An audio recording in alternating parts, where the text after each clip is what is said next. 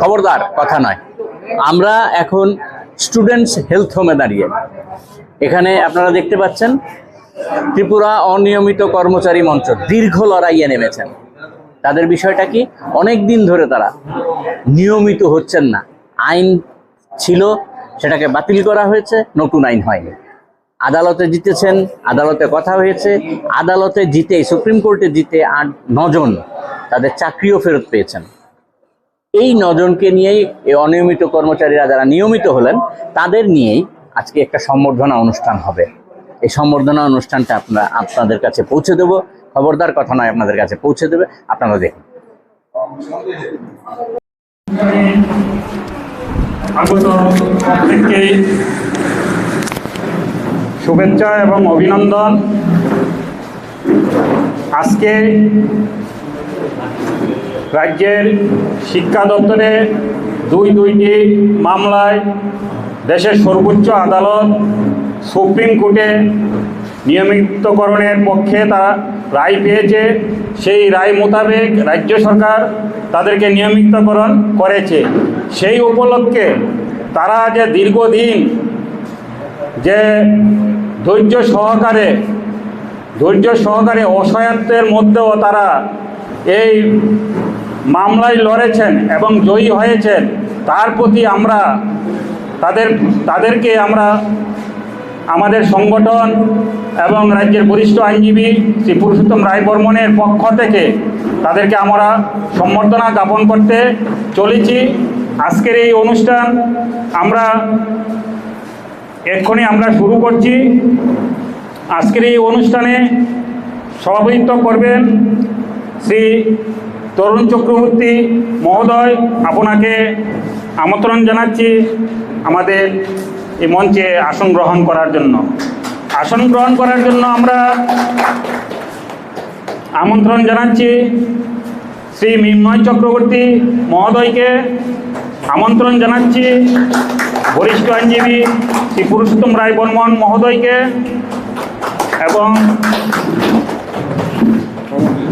এবং বিশিষ্ট আইনজীবী শ্রী সমরজিৎ চক্রবর্তী মহোদয়কে।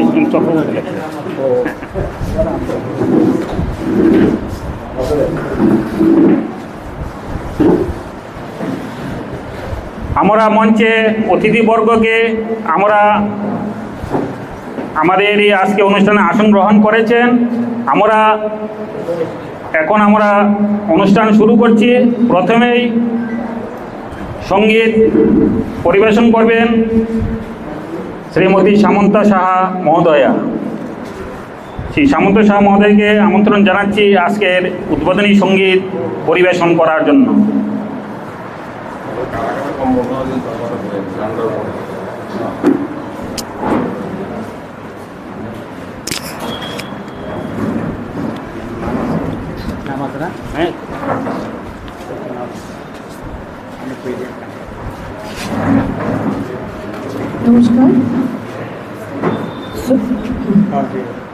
নমস্কার শ্রদ্ধেয় সভাপতি এবং মঞ্চে উপস্থিত সকলকে আমার আন্তরিক অভিনন্দন ও শুভেচ্ছা।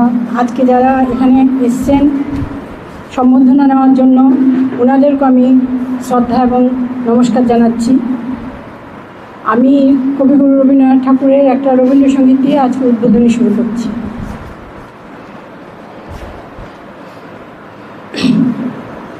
বরিশ ধরা মাঝে শান্তির বাড়ি, বরিশ ধরা মাঝে শান্তির বাড়ি, শুষ্ক হৃদয় লয়ে আছে দাঁড়ায়, শুষ্ক হৃদয় লয়ে আছে দাঁড়ায়, ঊর্ধ্ব মুখে নর নারী, বরিশ ধরা মাঝে শান্তির বাড়ি, বরিশ ধরা মাঝে শান্তির বাড়ি, না থাকে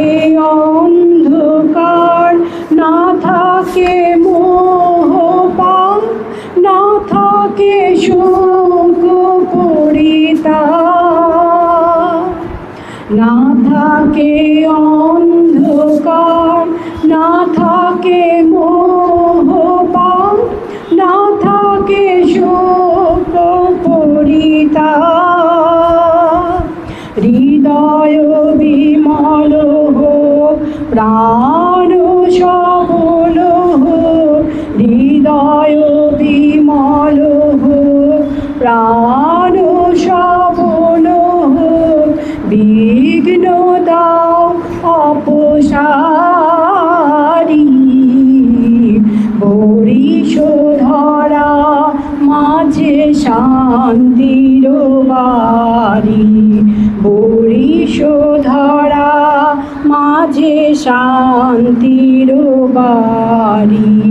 কেন এ হিংসা দেশ, কেন এ ছদ্মবেশ, কেন এ মানয় অভিমান, কেন এ হিংসা দেশ, কেন এ ছদ্মবেশ, কেন এ মানয় অভিমান। ভিতর ভিতর প্রেম পাষাণ হৃদয়ে, ভিতর ভিতর প্রেম পাষাণ হৃদয়ে। জয় জয় হোক তোমারি, বরিশ ধরা মাঝে শান্তির বাড়ি, বরিশ ধরা মাঝে শান্তির বাড়ি। নমস্কার।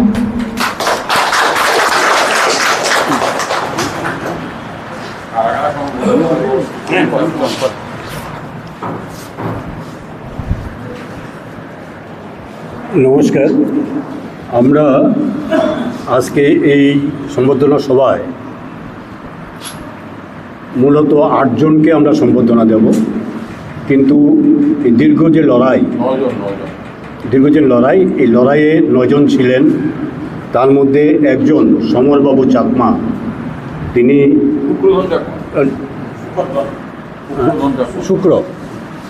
শুক্রধন না শুক্রধন চাকমা, উনি মারা গেছেন। ওনারই স্মৃতিতে বা ওনাকে শ্রদ্ধা জানিয়ে আমরা প্রথমেই আমাদের এই সম্বর্ধনা সভার আগে 1 মিনিট নীরবতা আমরা পালন করব দাঁড়িয়ে।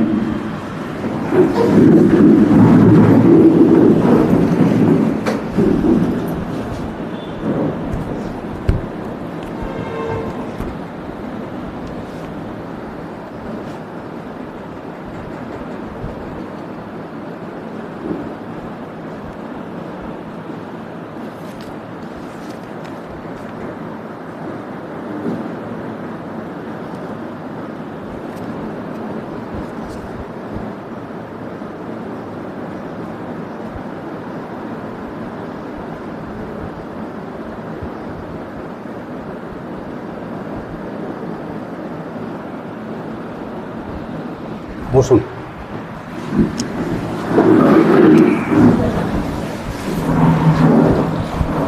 এই যে 8 জনের নাম আছে,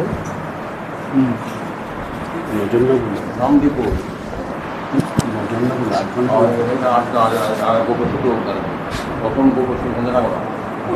সুকটন চাকমার ছেলে এসে সমরবাবু চাকমা,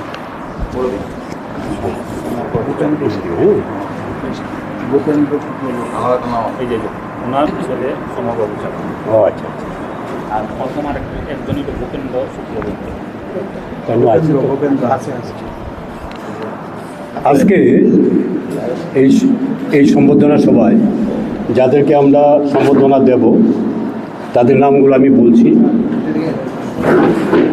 প্রথমত ভূপেন্দ্র শুক্লবৈদ্য, নীলতী রিয়াং, কর্ণরাম রিয়াং, বনবতী ত্রিপুরা, মেন কুমার চাকমা, বিমল শুক্লবৈদ্য, সুনীল বিশ্বাস এবং কাঞ্চন সরকার।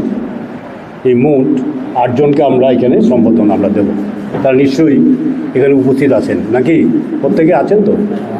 আচ্ছা। তারপর তো তার কি সম্বোধন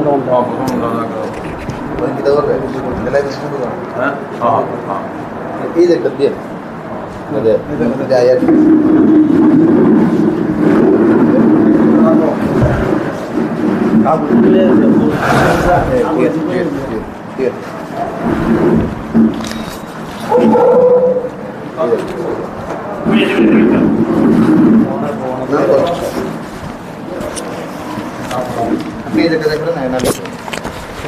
প্রথমেই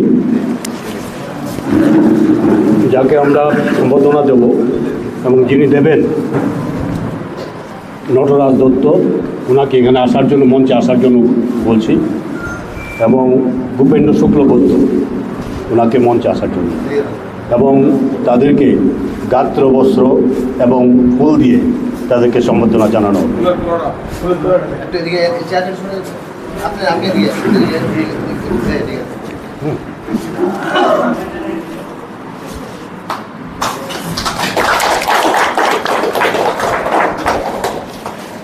ধন্যবাদ।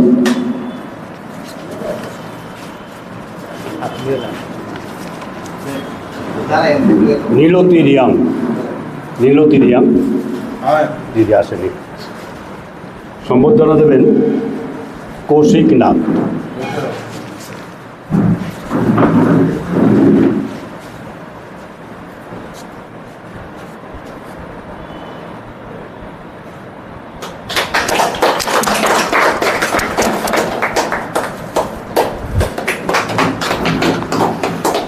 কর্ণরাম রিয়াং,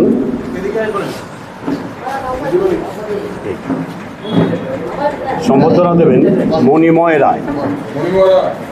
মণিময় রায় ছবি তুলুন।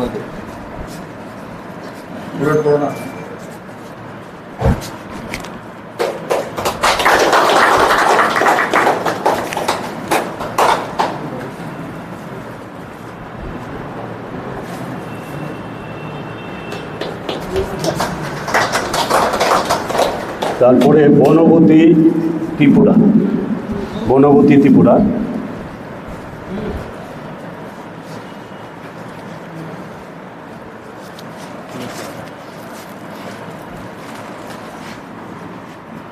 ও বনবতী ত্রিপুরাকে বিনিময় চক্রবর্তী সম্বোধনা দেবেন।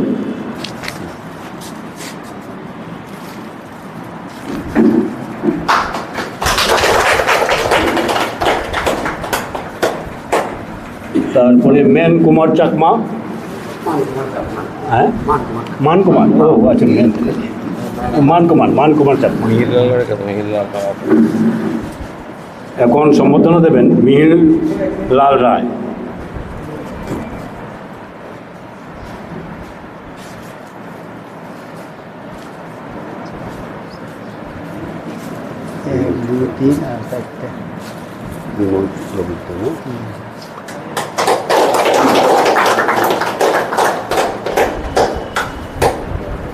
বিমল শুক্লবৈদ্য, বিমল শুক্লবৈদ্য।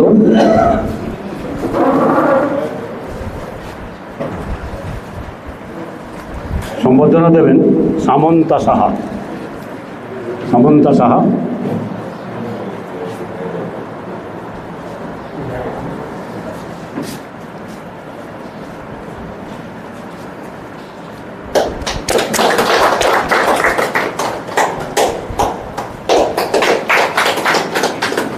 সুনীল বিশ্বাস, তারপর সুনীল বিশ্বাস।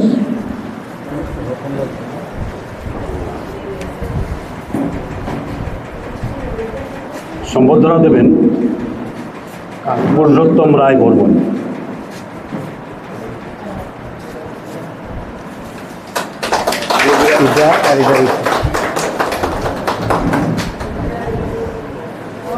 কাঞ্চন সরকার। সম্বর্ধনা দেবেন কানুলাল দত্ত।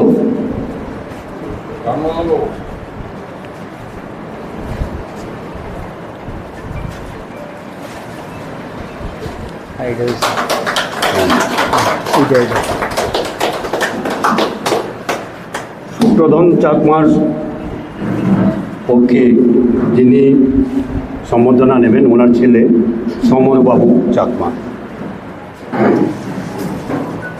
সম্বর্ধনা দেবেন অমিত সাহা।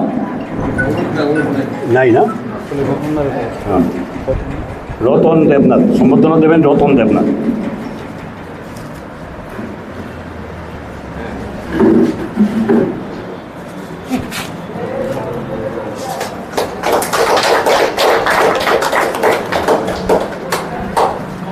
তো সম্বর্ধনার কাজ আমরা এখানে শেষ করলাম প্রথমত।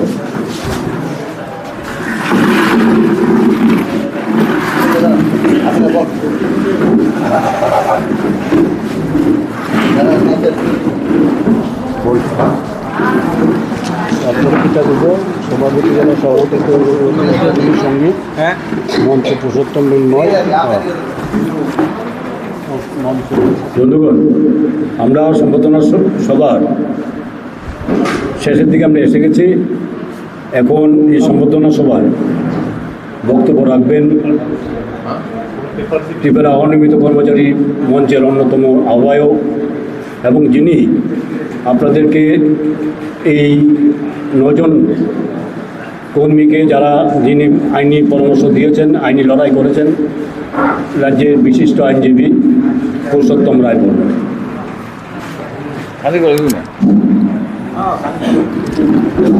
আজকে এই সম্বর্ধনা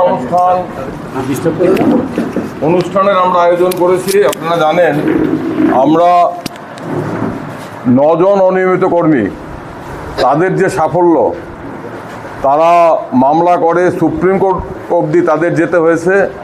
সুপ্রিম কোর্ট অবধি মামলা করে তারা তাদের নিয়মিত করার অধিকার দাবি আদায় করতে সক্ষম হয়েছেন। দুর্ভাগ্য আমাদের এই মামলা চলাকালীন সময়ে শুক্রধন চাকমা তিনি মারা গেছেন। তিনি আজকে আমাদের মধ্যে নেই। আমরা তার স্মৃতির প্রতি আমরা 1 মিনিট নীরবতা পালন করছি। তাকে আমাদের মনে পড়ছে। আমরা খুব খুশি হতাম যদি শুক্রধন চাকমা বেঁচে থাকতেন এবং তার লড়াইয়ের এই সাফল্য দেখে যেতে পারতেন।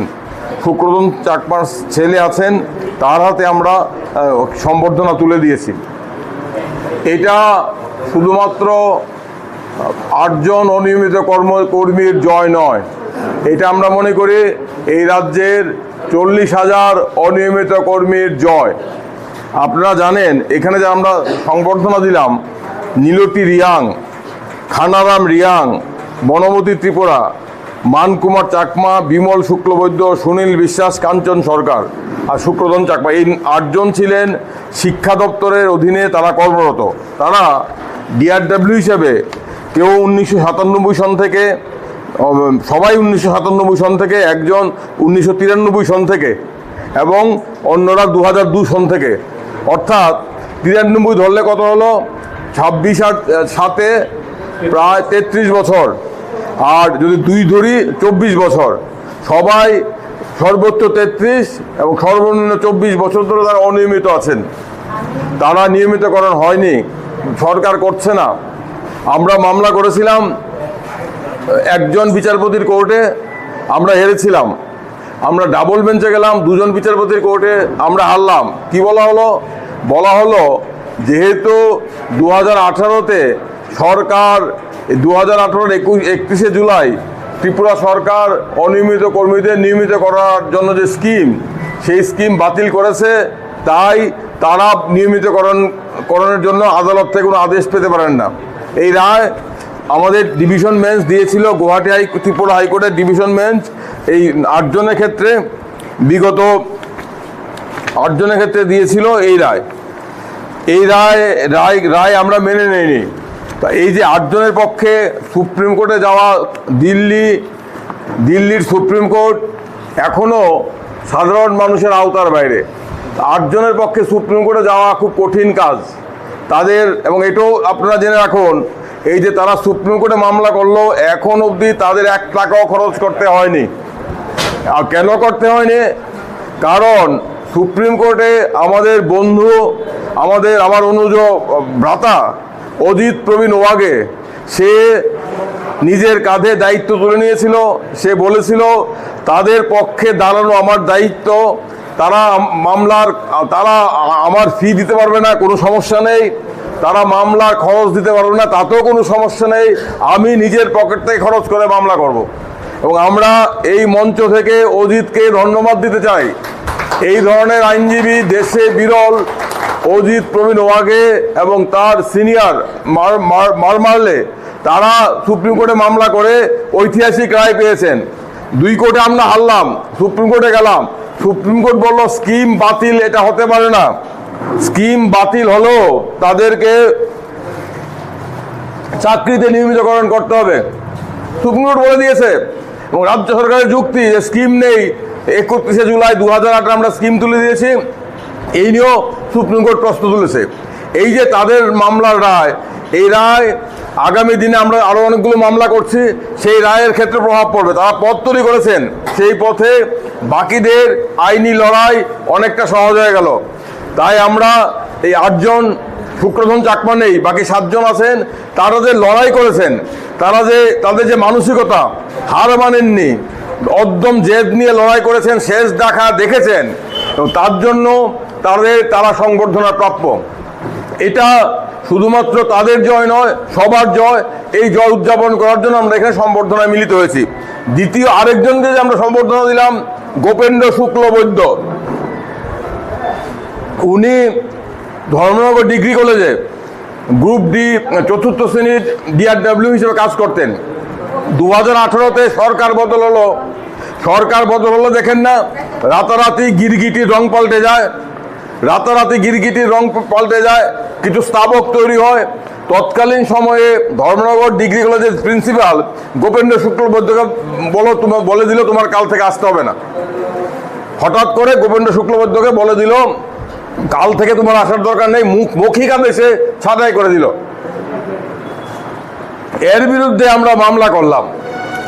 তখন ত্রিপুরা হাইকোর্টে উচ্চ আদালত আমাদের পক্ষে রায় দিল। সিঙ্গেল একক বিচারপতি বলল এইভাবে মৌখিক ভিত্তিতে ছাঁটাই করা যায় না। এই ভদ্রলোক 10 বছর ধরে কাজ করছে, তার এখন নিয়মিতকরণের দাবি পেকে গেছে, ম্যাচিউর হয়েছে, তাকে এইভাবে তুমি দরজা দেখিয়ে দিতে পারো না। আমরা ভাবলাম একক বিচারপতি রায়, এই রায় সরকার মেনে নেবে, গোপেন্দ্রবাবু চাকরিতে DRWতে জয়েন করতে পারবেন, নিয়মিতকরণ হবে না। সরকার ডিভিশন বেঞ্চে গেল এবং ঘটনাচক্রে ডিভিশন বেঞ্চে আমরা জিতলাম। এখন আমরা ভাবলাম যে বোধহয় সরকার এই একজন সামান্য DRW চাকরি ফিরে পাবে, নিয়মিতকরণ হবে, এতে তো কোনো আকাশ ভেঙে পড়বে না, সরকারের লক্ষ কোটি টাকা খরচ হবে না, এই রায় বোধহয় সরকার মেনে নেবে না। সরকার মানল না। আমরা 2024-এ রায় হলো, আমরা আদালত অবমাননা মামলা করলাম, রায় কার্যকর করো। আমরা এখন আদালত অবমাননা মামলা করলাম, তখন সরকার এসে বললো আমরা সুপ্রিম কোর্টে গেছি। সুপ্রিম কোর্টে গেছে, ভালো কথা। কেন সুপ্রিম কোর্টে গেল? আমরা বললাম সুপ্রিম কোর্টে গিয়ে কেন সরকারের টাকা নয়ছয় করা হচ্ছে। অবশেষে 2026 সনের 30শে মার্চ সুপ্রিম কোর্ট সরকারের SLP খারিজ করে দিল। বলল ত্রিপুরা উচ্চ আদালতের রায়ে হস্তক্ষেপ করার কোনো সুযোগ নেই। তার ফল কি দাঁড়ালো? আমরা ইতিমধ্যে উচ্চ শিক্ষা দপ্তরের পদস্থ আধিকারিকদের বিরুদ্ধে আদালত মামলা করলাম। এখন বাধ্য হলো উনাকে চাকরিতে জয়েন করার জন্য জয়েনিং লেটার দিয়ে দেওয়া হয়েছে। উনি চাকরি ফিরে পেয়েছেন, DRW হিসেবে ওনাকে দরজা দেখিয়ে দেওয়া হয়েছিল। উনি আবার সসম্মানে মাথা উঁচু করে ধর্মনগর ডিগ্রি কলেজে ঢুকেছেন এবং তাকে 2007 সন থেকে এফেক্ট দিয়ে রেগুলার করা হয়েছে। এটা একটা বিরাট জয়, এটা গোবিন্দ শুক্লবৈদ্যের বিরাট জয়, এটা আমাদের সবার জয়। তো আমরা এই কারণেই এই 9 জনকে আমরা এখানে সম্বর্ধনা দিলাম, আর একজন নেই। এই যে সুপ্রিম কোর্টে যাচ্ছে, কদিন আগে বিধানসভায় দেখেছেন 32 কোটি টাকা সুপ্রিম কোর্টে সরকার খরচ করেছে আইনজীবীদের, দিল্লির সুপ্রিম কোর্টের আইনজীবীদের উকিল ফি দেওয়ার জন্য। কাদের টাকা? আমার আপনার টাকাই তো। কেন যাচ্ছে? অনিয়মিত কর্মচারীদের ন্যায্য অধিকার থেকে বঞ্চিত করার জন্য। তারাই কিন্তু 2017 কিংবা 2018 নির্বাচনের পূর্বে তারা মরা কান্না কেঁদেছিল। তারা বলেছিল তখন কত কান্না, কুমিরের কান্না, কুমিরের চোখে জল। তারা বলেছিল আপনার ওরিয়েন্ট চমুনি, RMS চমুনিতে মঞ্চ করে মেরাব বেঁধে রাত জেগে তারা না ঘুমিয়ে কত কথা বলেছিল যে আমরা সরকারে আসি সবাইকে নিয়মিতকরণ করব। অনেকে বিশ্বাস করেছিলেন। ফলটা কি হলো? 2018 31 জুলাই এই রাজ্যের তৎকালীন সরকার, বিজেপি এবং IPFT সরকার, তারা এই রাজ্যের 35 থেকে 40 হাজার অনিয়মিত কর্মচারী মাথায় একটা কুড়াল দিয়ে মারলো। কেন মারলো? কারণ এর আগে 2007 থেকে 8 সন 2007 এবং 2008 সন থেকে বামফ্রন্ট সরকার একটা স্কিম চালু করেছিল, 10 বছর হলে নিয়মিতকরণের দাবি করা যাবে, নিয়মিতকরণ আমরা করব। অনেককে করেছে, অনেককেই করেনি। আমরা মামলা করেছি, মামলা করে আদায় করেছি। তখন একটা মামলা করার ভিত্তি ছিল যে স্কিম আছে, তোমার স্কিম অনুযায়ী তোমাকে করতে হবে। অমুককে, রামকে করেছো, শ্যামকে করে কেন করবে না? কেন তুমি একজনকে ভালো চোখে দেখছো, অন্যজনকে অন্য চোখে দেখছো? আদালত প্রশ্ন করতো, মামলা করতাম, অনেককে আমরা করেছি।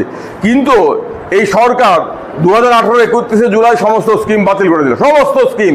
আগে ছিল যে পার্ট টাইমরা 10 বছর পার্ট টাইম থাকলে 2012 থেকে তাদেরকে full time, DRW full time হতো। সমস্ত কিছু বাতিল করে দিল 31 জুলাই 2018। তারপরও কিছুদিন কোর্টে মামলা করে আমরা আদায় করতে পারতাম। তারপর উচ্চ আদালতের সুর পাল্টে গেল, বলল না স্কিম নেই, হবে না। এর বিরুদ্ধে শুক্রধন চাকমারা এই 8 জন সুপ্রিম কোর্টে গিয়ে বিরাট জয় হাসিল করেছেন। এই সুপ্রিম কোর্টের রায়ের পর এখন আমরা বলছি, আমরাও মামলা করছি। গত 3-4 মাসে অন্তত 2 থেকে 300 জন অনিয়মিত কর্মচারী মামলা করেছেন। আমরা শুধু মামলাই করব না, মামলার পাশাপাশি আন্দোলন জারি রাখবো। আজকের এই সংবর্ধনা সভা একটা বার্তা দেবে এই রাজ্যের মানুষকে, লড়াই করে, আইনি লড়াই করে, রাস্তায় লড়াই করে বিজয় অর্জন করা যায়, জয় হাসিল করা যায়। অনেকে বলেন যে আদালতের অর্ডার দিয়ে কি, আদালতে কত কথাই কয়, আদালতের কথা কি এইটা হয় না। আদালত যখন নির্দিষ্টভাবে সুনির্দিষ্টভাবে কথা বলে, নির্দেশ দেয়, তখন আদালতের নির্দেশ পালন করতে সবাই বাধ্য। এখানে তরুণ চক্রবর্তী বসে আছেন, আমাদের নেতা। তরুণ চক্রবর্তী জানেন জুট মিলের মামলায় আমরা সুপ্রিম কোর্ট অবধি জিতেছি, এবং জুট মিলের শ্রমিক কর্মচারীদের বেতন বকেয়া দেওয়ার জন্য রাজ্য সরকারকে এখন অবধি 250 কোটি টাকা খরচ করতে হয়েছে। রাজ্য সরকার বলেছিল টাকা নেই, প্রথম বলেছিল আমরা 300 জনকে দেব, তারপর বললো 400 জনকে দেব, বাকিদের দেব না। আমরা বললাম 300 নয়, 400 নয়, 1638 জনকে দিতে হবে। কারণ এই 1638 জন শ্রমিক কর্মচারী 1196 জুট মিলে কাজ করত। যারা বেঁচে আছেন তারা টাকা পাবেন, যারা বেঁচে নেই তাদের পরিবার উত্তরাধিকারীরা টাকা পাবেন। রাজ্য সরকার এটাকে এড়ানোর চেষ্টা করেছিল, কিন্তু উচ্চ আদালত আমাদের বক্তব্য গ্রহণ করে বললো 1638কেই দিতে হবে। এটাও বললো তোমরা টাকা নেই এটা বললে হবে না, এক হলে তোমরা বেতন ভাতা প্রদান করো, না হলে তোমাদের অফিসারদের আমি জেলে পাঠাবো। তোমরা কোনটা চাও? জেলে যাবে না জেলের বাইরে থাকবে? যদি জেলের বাইরে তোমাদের অফিসারদের রাখতে চাও তাহলে টাকা, বেতন ভাতা দিতে হবে। দিয়ে দিচ্ছে। আজকে দেখলাম একজন এসেছিল, বললো উনি 11 লক্ষ না 12 লক্ষ টাকা পেয়েছেন। সবাইকে দিতে হবে 1638। তাদেরকেও গোপেন্দ্র শুক্লবৈদ্যর অ্যাপয়েন্টমেন্ট অর্ডারে এসে উনি জয়েন করেছেন। বাকি 8 জনকেও দিতে হবে, না দিয়ে উপায় নেই। বাকি 8 জনকেও সুপ্রিম কোর্টের নির্দেশ মতো নিয়োগ দিতে হবে, নিযুক্তি দিতে হবে, না হলে জেলে দিতে হবে। কেউই জেলে যেতে যাবেন না, নিযুক্তি পাবেনই আপনারা। আর 1 মাস 15 দিন অপেক্ষা। তাই বন্ধুগণ, আমরা মনে করেছি, আমরা আলোচনা করে সিদ্ধান্ত নিয়েছি যে তাদের এই লড়াইটা তারা যেমন একা করেননি, তার লড়াইয়ের সাথে আমরা ছিলাম, দিল্লির আইনজীবীরা ছিল। লড়াইয়ের সাফল্যের উদযাপন আমরা সবাই মিলে করব। তার জন্য এই ছোট্ট সংবর্ধনা সভার আয়োজন আমরা করেছি। একটা বার্তা দিতে চাই রাজ্যের মানুষের কাছে, অনিয়মিত কর্মচারীদের কাছে, যাতে আমরা আগামী দিনে আইনি লড়াই এবং রাস্তার লড়াই তীব্র করে আগরতলা শহরে 35,000 অনিয়মিত কর্মী নিয়ে আমরা এমন বিজয় উৎসব আগামী দিনে করতে পারি। এই বিশ্বাস আমাদের আছে। আমরা 35 থেকে 40,000 অনিয়মিত কর্মী এবং তাদের পরিবারবর্গ নিয়ে আগামী আগরতলা শহরের রাজপথে দাঁড়িয়ে আমরা বিজয় উৎসব করব। সেই লক্ষ্যে আমরা অবিচল থাকব। এই কথা বলে যারা লড়াই করেছেন, যারা ধর্মনগর থেকে আমাদের সংবর্ধনা গ্রহণ করার জন্য এসেছেন, তাদের প্রত্যেককে আমি শুভেচ্ছা জানাই, অভিনন্দন জানাই। আপনাদের শুভকামনা আমরা জন্য আপনাদের জন্য আমাদের অকুণ্ঠ শুভকামনা রইল। অঙ্গনারী কর্মীদের প্রতি অঙ্গনারী কর্মী প্রতিমা ভৌমিক, অঙ্গনওয়াড়ি ঐক্য সহকারী কর্মসূচি, ত্রিপুরা অঙ্গনওয়াড়ি ঐক্য সহায়িকা কর্মসূচি। এখন সংক্ষিপ্ত আলোচনা করবেন ত্রিপুরা অঙ্গনওয়াড়ি কর্মী এবং সহায়িকা, হ্যাঁ, ওকে প্রতিমা ভৌমিক।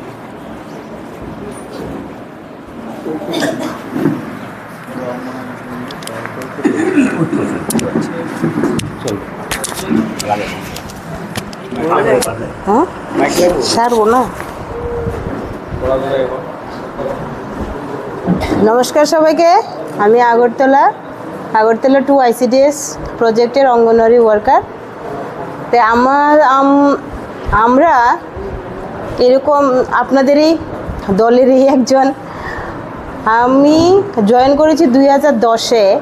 তাই আমারও আগে অনেক আগে 96-এরও আছে, 94-এরও আছে, এরকম দিদিমণিরা আছে যারা এখনও চাকরিরত আছেন, আমাদের মধ্যে অনেকে নেই।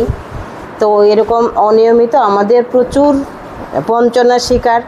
নিজেদের যে ইয়েটা পায়, স্যালারিটা পায়, সেই স্যালারি থেকে আমাদের স্কুলের মধ্যে খরচা করতে হয় এই যে ফিডিংটা। তারপর আমাদের বিল দেয় 9 মাস 6 মাস পর, এরকম বেতন এই মাসে আমাদের এখনও হচ্ছে না। তো এইসব নিয়ে আমরাও রেগুলার হওয়ার জন্য দাদার কাছে আমরা এরকম কেস করেছি। দেখা যাক, আপনাদের হয়েছে, আমাদেরও হবে, সেই আশাই আমরা রাখছি। নমস্কার। ত্রিপুরা অনিয়মিত কর্মচারী মঞ্চের পক্ষে অন্যতম আহ্বায়ক রতন দেবনাথ আপনার সামনে সংক্ষিপ্ত বক্তব্য রাখবেন।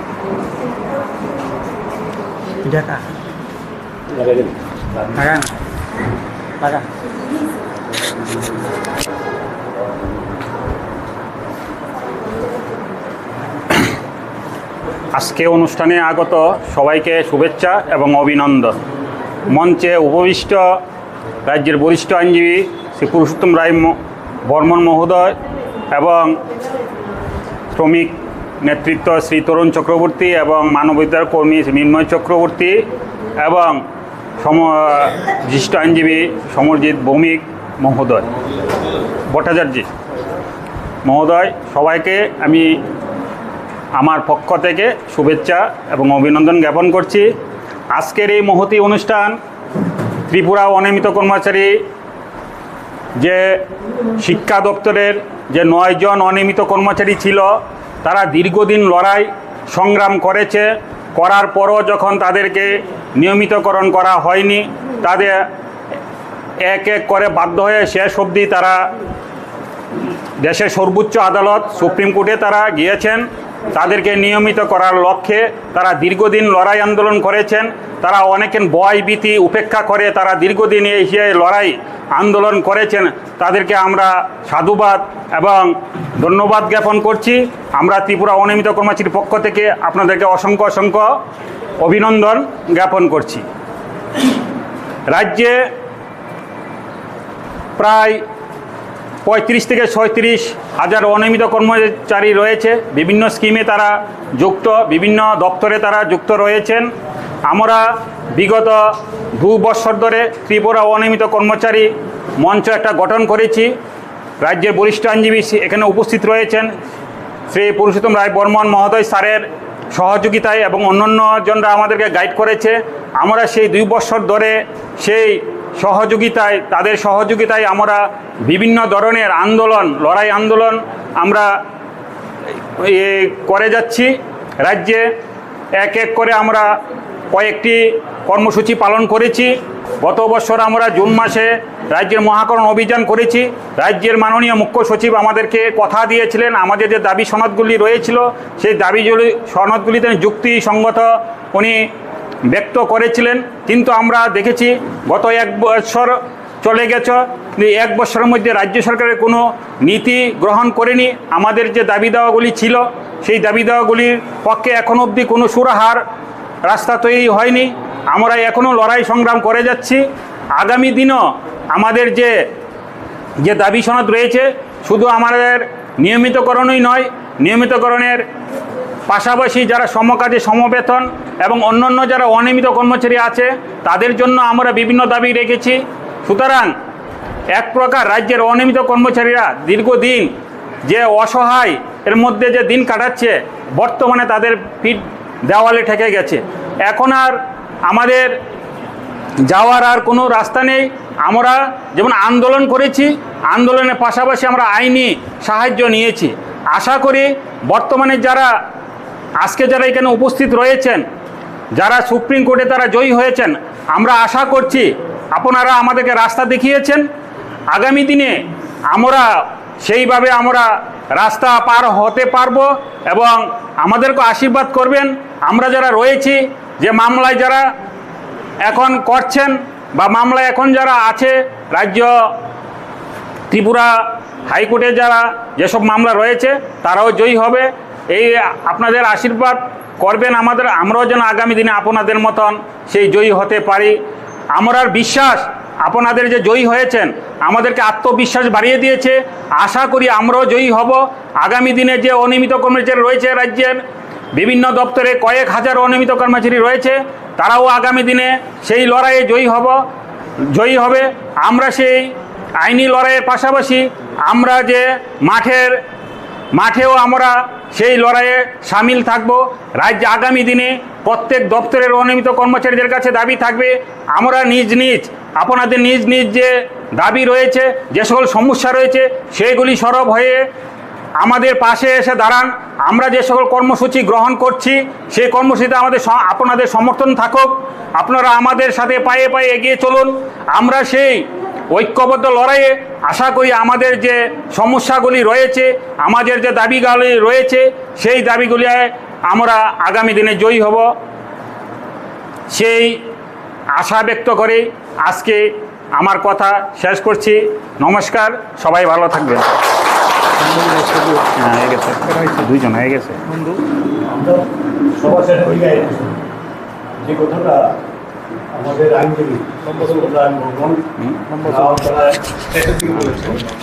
যে রাস্তাটা আমাকে রাস্তা আমরা ছাড়বো না, লড়াইটা আমাদের রাস্তায় থাকবে।